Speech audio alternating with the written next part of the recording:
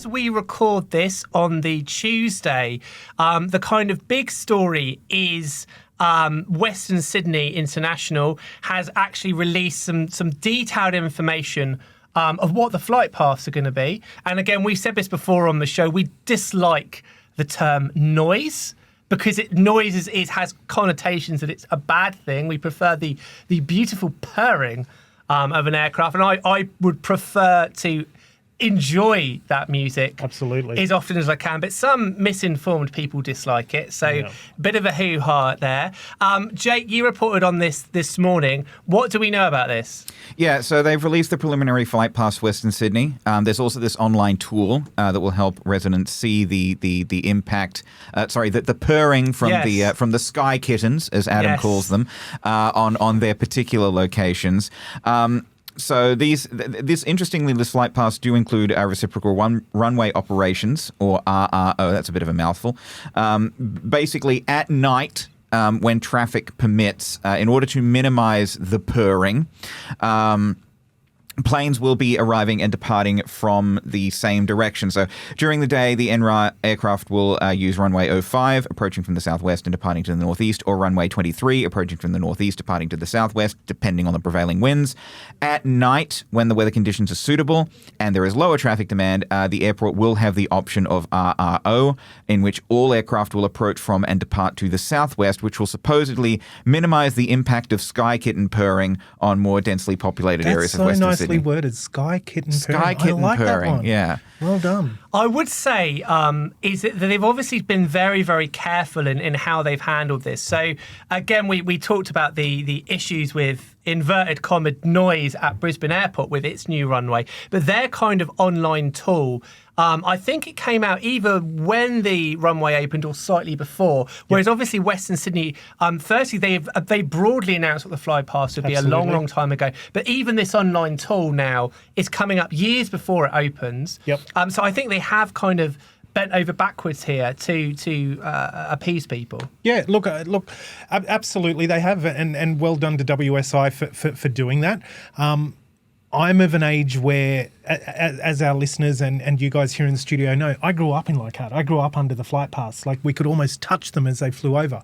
And then for lack of a better choice of words, and listeners, don't shoot the messenger, the yuppies moved into the inner west and started complaining about aircraft noise. Yeah. And I'm like, well, number one, the airport's been here for years and years and years. You've just moved into the area, and you've moved into the area not looking above you, knowing that you're living under a flight path. No sympathy here. Bugger back off out of the area, if you ask me. So I was around and a young lad when the No Aircraft Noise Party was a massive movement in Australia years ago.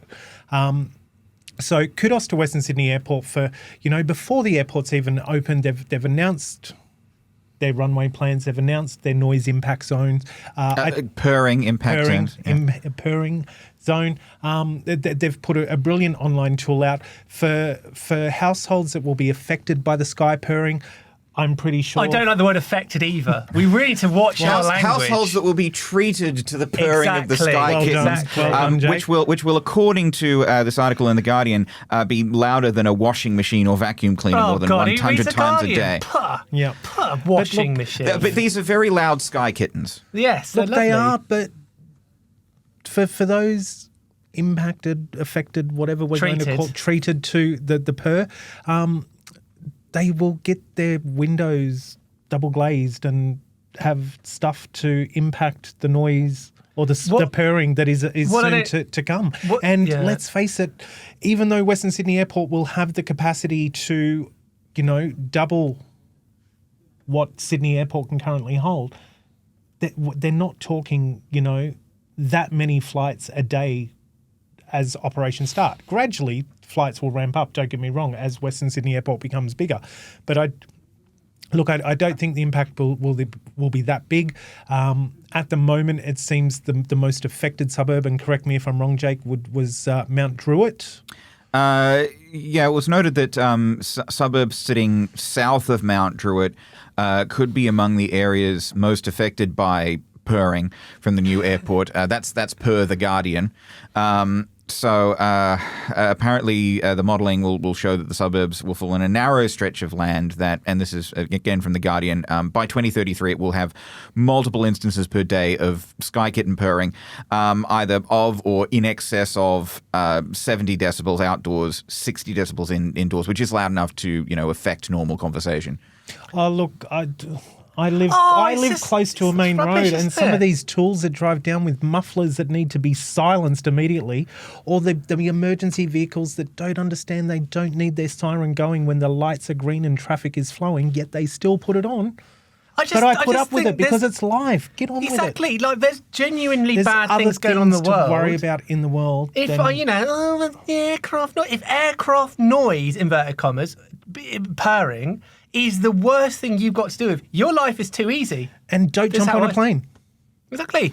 I would also say that they've been talking about this airport for decades. A very long time. Right? You knew when you bought your house there, when you moved in, that this could happen. Yep. And the other thing I would say before we end this rant is that while there may be some people that we dislike that get offended by that, there will equally be lots of kids that will grow up under the flight path, future generation, that will want to become pilots, Yep. will want to become cabin crew. Yep. It inspires as many people as it affects. Absolutely, and the number of jobs this airport is creating in that area is brilliant with the new Metropolis. It's brilliant for the area, it's brilliant for the community, and go Western Sydney Airport. Adam, do I need to make you feel bad again by pointing out that these suburbs of Western Sydney are not in the same socioeconomic bracket as, say, Marrickville? It'll be fine. Don't worry about fine. that. I think, if finally people in the lower socioeconomic bracket get a boost in life, that is the boost of listening Absolutely. to the Look, wonderful I'm side excited of it. because I am now 25, 30-minute drive from either airport. Great. Go me. Fantastic.